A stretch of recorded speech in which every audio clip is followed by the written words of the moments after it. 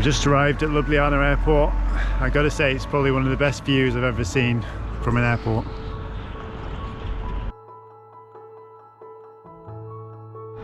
Right, I better go find Brad and Si. They're parked around here somewhere. And with that, we set off to Ljubljana. It's all the same, isn't it? Yeah, just back to front, isn't it? But like I say, all the theory of what you should give way to, it's basically just whenever you're cutting a...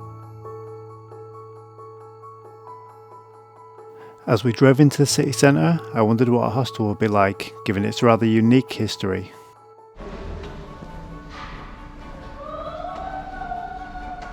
So the hostel used to be a prison. Pretty amazing.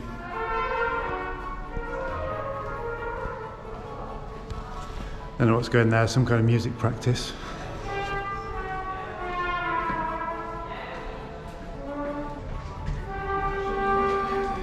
There's a guy just I see, crouching on the... What a legend. With dusk approaching, we set off towards the city centre. The city of Ljubljana dates back to around the 12th century, although there have been settlements there since 2000 BC.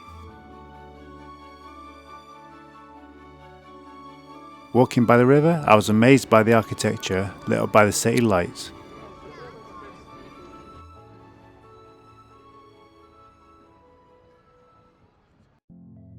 The next morning, we set off for Lake Bled.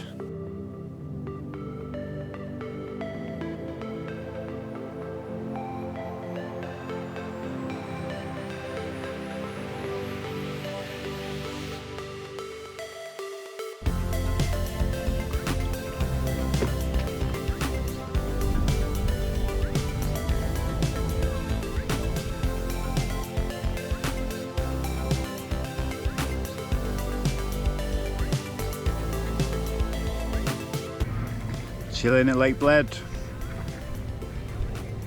The lake is known for its famous island, as well as Bled Castle, which looms above the lake. One of my favourite parts of the walk was the southern bank, which has a great view of the island. It almost felt like we'd gone back in time as the church bells rang across the lake.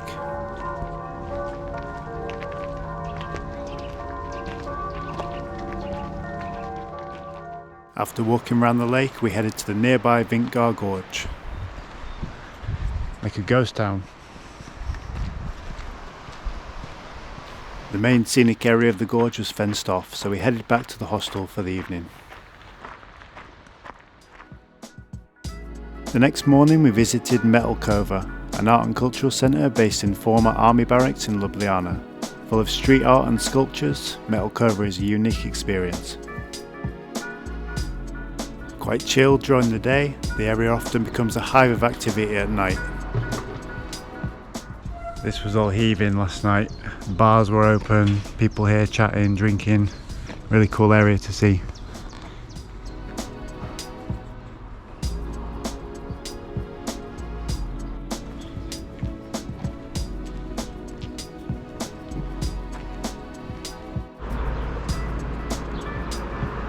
We headed back to the city centre one last time before our departure.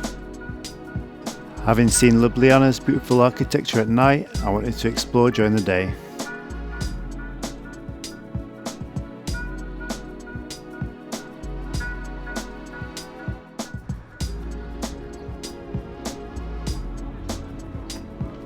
We took the funicular railway up to Ljubljana Castle to take in the panoramic views of the city.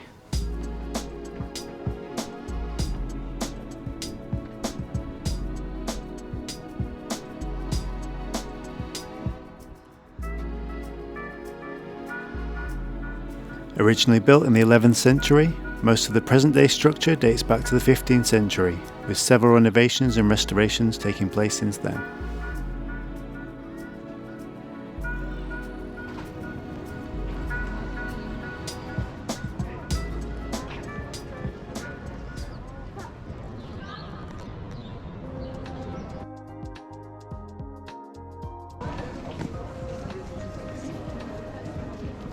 We continued to Preseren Square, where several of Ljubljana's most famous landmarks can be found, including the Franciscan Church with its pink facade and the 13th century triple bridge which crosses the river.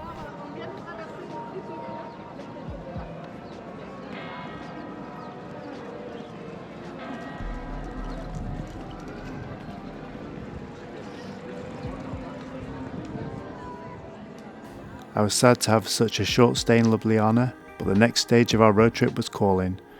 Once again, thanks for watching and see you next time.